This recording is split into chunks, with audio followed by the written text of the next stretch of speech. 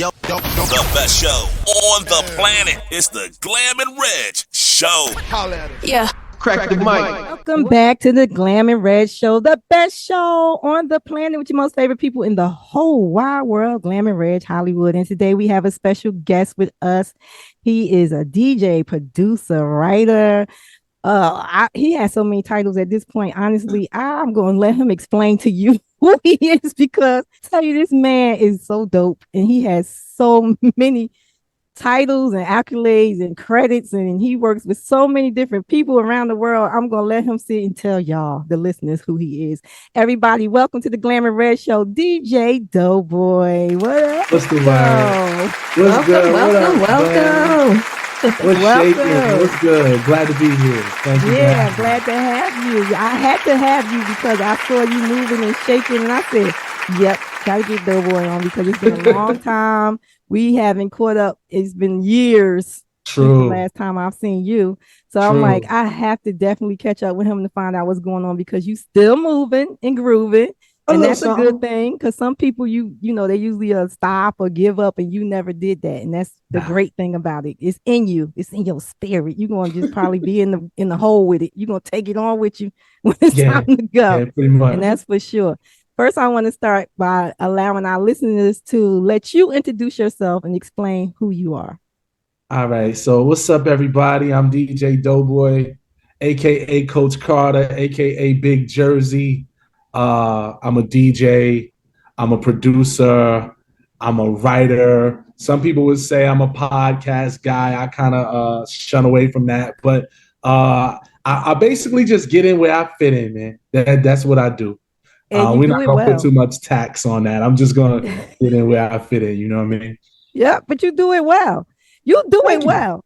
Honestly, you do. I'm like, whoa. I remember when we used to work together on 105 The Heat, and you had your mix show there. And you were the only DJ that I actually experienced that actually had topics, and you had everybody involved. And you might as well add life coach onto your onto your titles too, because I've learned a lot from you, whether you believe it or not. I have. Thanks, man. Yes, I have. I've learned a lot from you with relationships and feeling some kind of way about things, and just learning. No, seriously, I'm like, it's not just a DJ. Like, seriously, you have a lot of talent. Like, seriously, and I'm not just blowing smoke up your butt either. Yeah, you know, we family. I know you love me, but you keeping it tall too. I'll just. The whole relationship thing was just going through what I was going through, and just experiences and sharing those with the people, and, you know, they give it back.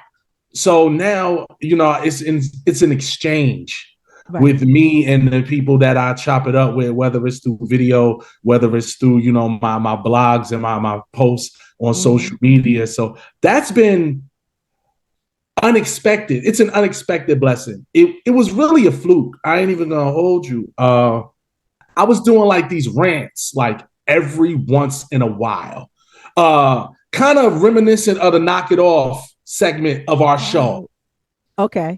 And I would just do them every now and then. And a friend of mine, her name is Sashi, was like, you should do this more often.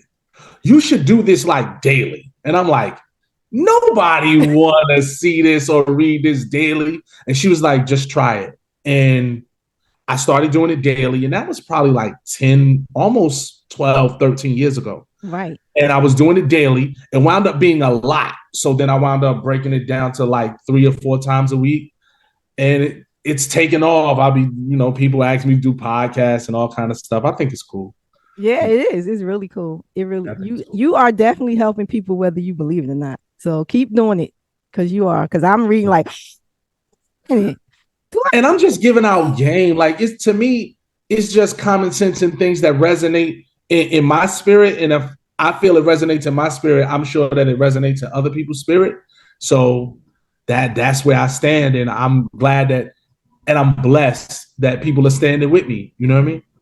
I want you to tell our listeners how you started, because I know the story of how you started. So it's like my mom. So my mom, I wanted to DJ, and my mother had a friend that worked in the mailroom Right. of her job, right? Mm. His name is Taylor Clark. Shout out to my big brother Taylor. We still speak all the time. I love him to death.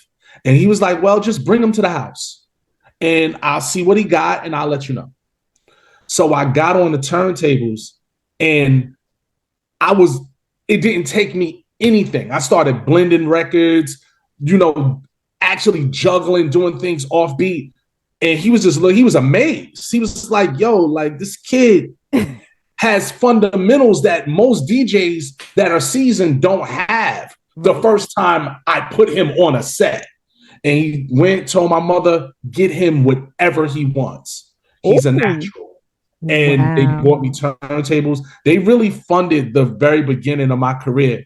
And I've been DJing ever since. So I got people who you worked with though, because you worked with a lot of people. Name a few, because we'll be here all night if you name everybody. So I'll state the ones to me that are the most important. Right.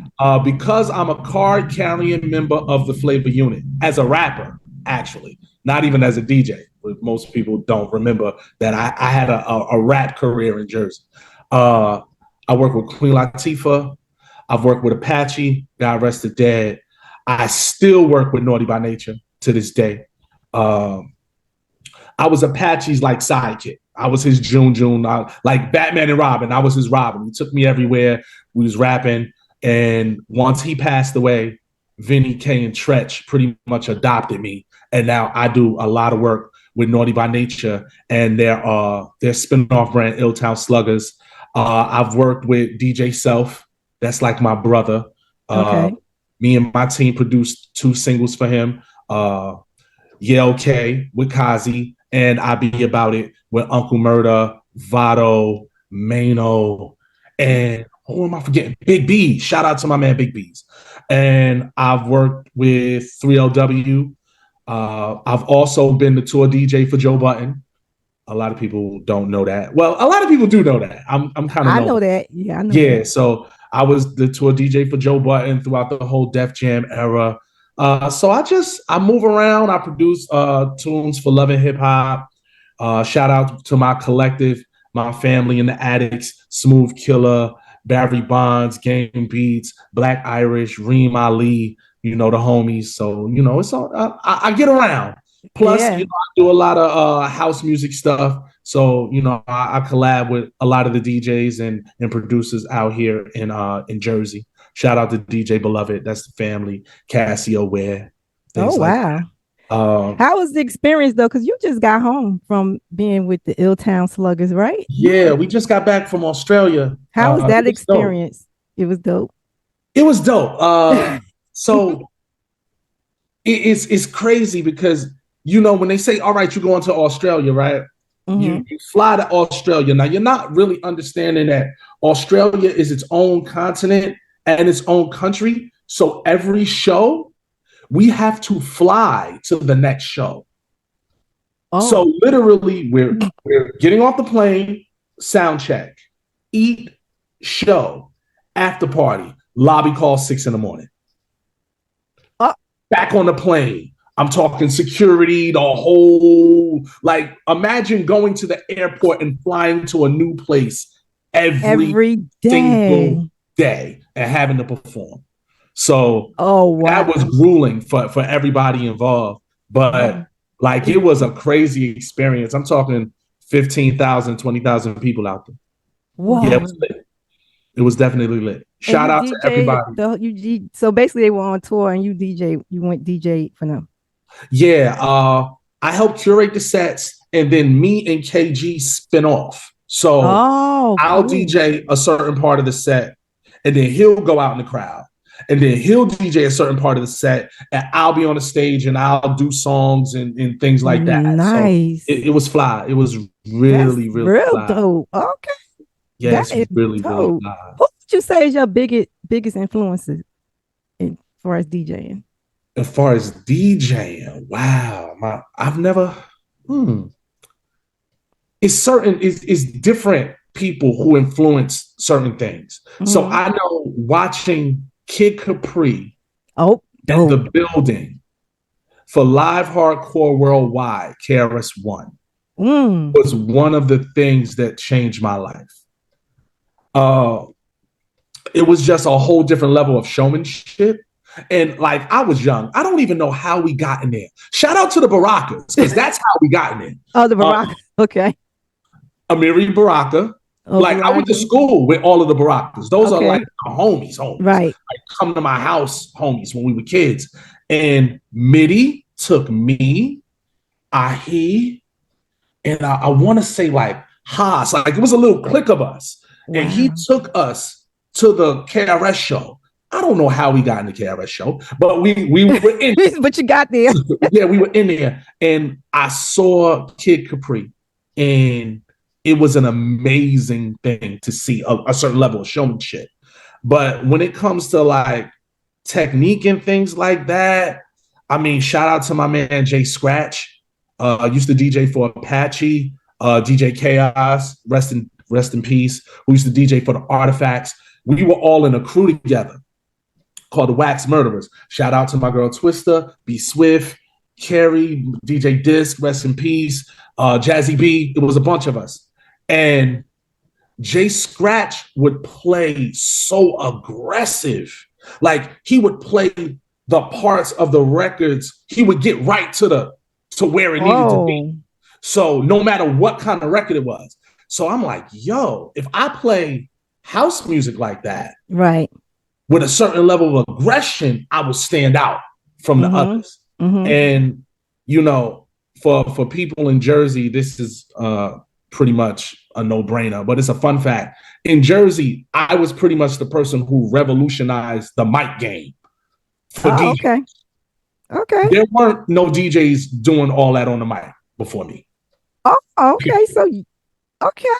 So all of that, DJs actually MCing as well as they DJ and getting the crowds involved and all of that, that didn't exist before me. And see, it's your fault. It's your fault that I look for that in DJs now. It's your fault. Because I got used to it with you. Oh, that makes sense. It makes sense, right? I got used to it with Doughboy. And now when the DJs come and say, can they play? And I'm like, well, do you do this? Because if not, I don't want. So that got me used to it. But the funny thing is, I'm cheating because I'm a rapper first. Are you a rapper first or a DJ first? I was about to ask you that. I did both at the same time, but I was really pursuing the rapping thing first. What happened was DJing was just supposed to hold me over until I got my record deal with Latifah. So it was like, okay, I'm in college. I had a corporate job, but I'm like, this record deal is right on the cusp. So that doesn't really make sense. That's not the route I'm going to go. So I was popular. I DJed. So let me DJ to college parties, things like that. And that'll put me in a space where I could have my own income until the record deal. Right. The record deal never really happened. And the DJ thing started to take off. So it was a conscious decision to be a working DJ instead of a starving artist. Makes sense. Can I rewind for a second? Mm-hmm. You were in college and you had a corporate job. Mm-hmm. Just saying, you just do so much. He's phenomenal. He's just phenomenal. Okay, so let me backtrack. I was kind of like Doogie Howser. I was 16 as a freshman in college. So I had interned at this corporate space in Livingston. It was called the CIT Group. And I remember them. I was initially in the mailroom. And then they found out like this kid is like a prodigy. And they bumped me up to marketing. So I wound up working in the marketing department and helping put together the sales, like the corporate sales group, and like where they all get together, the conventions. So I started putting together the conventions and stuff for this guy's name. I think his name is Dan Summer. Like this is like 91, 92. And so, excuse me if I forget the names and stuff. So I was a shoo-in. They was like, we love him. He's young. He's, at that time they didn't say swag, but he had swag and things like that. And he was very efficient. He got the job done. And I kind of was like, guys, this thing is about to happen. And I left. My mother hated that decision, but because my mother's corporate down. So right. So that so she to was her is just not like, a profession at all. But I think right. you She's like, incorporated what? you incorporated that into how you market yourself. I think Yeah. all of that you incorporated into yourself, and that's Yeah. why you're just so great. Yeah, a lot of this is branding, but because I took what I learned from that and being an artist and took it as being a DJ. So, I was one of the first people, and this was like 10 years ago, putting a rundown of all the places I was at. Like, it was a lot of things that DJs now do that they took pages from my book, which He's the legend and the leader. That's what it is. The trendsetter. Yeah, I was pretty much in the forefront of a lot of this stuff. Have you ever had any embarrassing moments as a DJ? If you have, what? Embarrassing moments. I mean, I've had times where things just didn't curl. Really? Like, it happens to all of us. Like you'll play a record or you'll say something because I'm heavy interaction. It's like, nah, that yeah, it's few and far between, but there's always moments where it don't curl. It just don't curl. Do you play based off of, do you like feel the energy in the room, and based off what you feeling in the room, it kind of gives you that or can you still push through it without that energy? Because some DJs don't care. You know what? Like, I can push through, but I try to feel some kind of energy, even if, all right, say it's light, right? But you got one or two people that's vibing you. Play to them. Right. Bounce off of them. Because, there are different types of crowds. There's listening crowds. There are dancing crowds. You may not have a dancing crowd, but they'll be listening and vibing, and you have to play off that. Right. We are so focused on the roar and the bigness of it all as DJs. We want everything to be here. Right. But sometimes it's not that. So you have to understand where the room is and what time you're playing in the room, who you're playing with. It's a lot of theory that goes into it. It's a lot of thought. And I think a lot of DJs don't think anymore. Right. So what's your favorite genre of music? Now, people would assume that I would say hip hop. I was going to say that, but it's really classic house. Oh. Because that's what I learned to DJ off of. Right. From Taylor. So it's the records that I learned how to DJ off of. It's the records that I practiced in the house with my little brother watching and all of that, saying, yo, I love that record. I love this record. So it's really like late 80s to early mid 90s house music. If I could play that for people who understand, I'm in a fantastic space. What would you like your legacy to be when it's all said and done? As a DJ, someone who pushed the envelope forward and someone who influenced this culture greatly. You have. No, I really have. Like, yes, you have. Just cross board. I mean, we talk about the mic work thing. We talk about me bringing that whole genre of ghetto house music to New Jersey. So all that Hit It From the Bag, Dookie Booty, Footwork, all those records that still ring off in the club, most people took from my set. Me being one of the people who brought Baltimore House from up here. Watch Out for the Big Girl. Hot Damn Ho, Here We Go Again. All of those records pretty much came from my sets. Me being one of the founders that started and created Jersey club music as a genre with me, Tamil, Tim Dollar, Brick Bandits. It's a litany of things that I was in the front for. This is the gift and the curse, but the pushing strip club culture to the front. Right. Like I was the first DJ to matter in the strip club that made people want to go and create a whole new strip club culture. And they love you in the strip club. They love you. They love you DJ, everywhere, but yeah. I was the first DJ to matter in a strip club. Like you put me on the flyer and people were like, oh, Doughboy's gonna be at this strip club. Mm-hmm. We're coming. You know, just it's a more like I was DJing for the poets, all the Def Poetry Jam poets. Yep. I was DJing for them. I produced some of their first CDs. Like most of the poets that came out of Jersey were part of a crew, and I produced for most of them. The throwback craze that's in New Jersey. I was doing the first I Love the 80s parties with Kareem and Low Key and all of them when they thought we was crazy and saying, Doughboy don't play nothing but old shit. Like, you know what I'm saying? Like, right. These are all things that I was in the forefront of that are popular now. Mm-hmm. They weren't popular then. No. You know what I mean? No. So as a DJ, just a trendsetter and one of the most influential DJs in New Jersey cross board. And as a man, which is more important. Yes. Just somebody who tried to stand up and say what was right and do what was right to the best of his ability. You know, someone who was a good friend, someone who was a good father, someone who was a confidant who helped people and navigated them through rough periods in their life.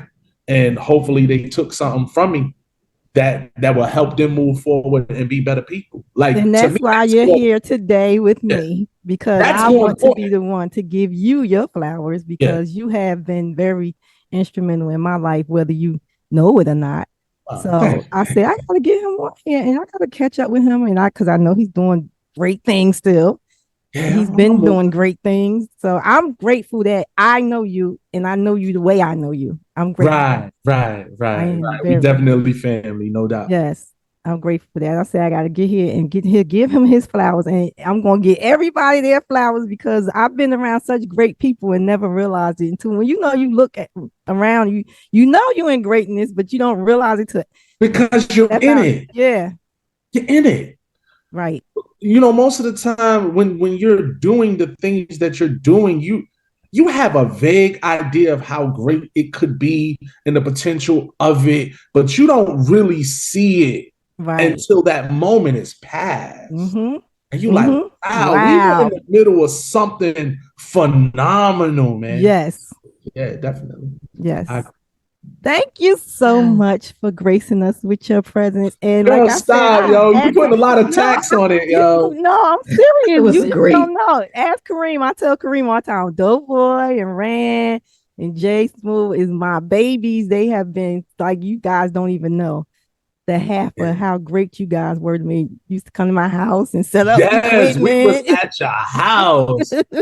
DJing in your house. Yes, we had so much fun though. So I'm just saying, for me, it was a great experience. I knew I was in greatness, but then, like you said, when the time passes, you realize like how important these people were and how important they are to you, even outside of the creative space. You know, we still had that bond with each other, and I appreciate that. I'm appreciating everybody I know that I'm connected to like that. I have to. You know, I still got some of those shows. People. Do you? I gotta find them, like, because I compiled them. It was like the best of the I Love Dough shows, like volumes like 1 through 4. Wow. I gotta find them. I know Kay probably got them too. If I find them, I'll definitely give them to you. Yes, please. Because you used to, oh my God, when I tell you awesome. He was the only DJ on the station that would just go in with his stuff. And I'm like, oh. It was real radio for me. Yeah, it was right. It was right. It was real radio. It was real radio. And I didn't even realize that until after, the moment passed. Like, wait a minute. Okay. Because they said we were like far ahead of our time. Yo, like, no hate, no shade. Like, I listened to like The Breakfast Club and like Donkey of the Day. And I'm just like, yo, that was the whole Sounds Knock It familiar. Off segment. Like, we was way ahead of our time. Way ahead. And I'm blessed to have been a part of it. Seriously. Hey, you was the leader. A part of it. It wouldn't have happened if it wasn't But for you guys brought the talent in to make it bigger. Everybody added their part to the pot. So Indeed. yeah, so that's how it was great because everybody was coming in bringing their parts. So it's like, Indeed. okay, cool. Let's do it. Yeah, it was dope. It was hella dope. Yes, it was. I just got one more thing to say. I done asked a couple of questions. This was great. It was great to hear you guys converse because she talks about you, but I didn't know it was you she talks about. So I see it, and I'm familiar with the journey. I know who she is, and I can hear who you are, and it's impressive. And I'm proud of both of y'all. This is great. Thank you so much. You're welcome. Always good to see you, Doughboy, man. You're still looking the same too, bro. It's a lot of hair dye. It's just for men. I should own stock in just for men. Look, and got 2 little girls. Oh my God, they so adorable. Oh my God, y'all gotta see his babies. They're so adorable. Daddy Doughboy. Yeah. All right, y'all. That was DJ Doughboy right here on the Glamour Red Show, the best show on the planet. So we out of here, all right? It's your boy, Reg Hollywood. Hey.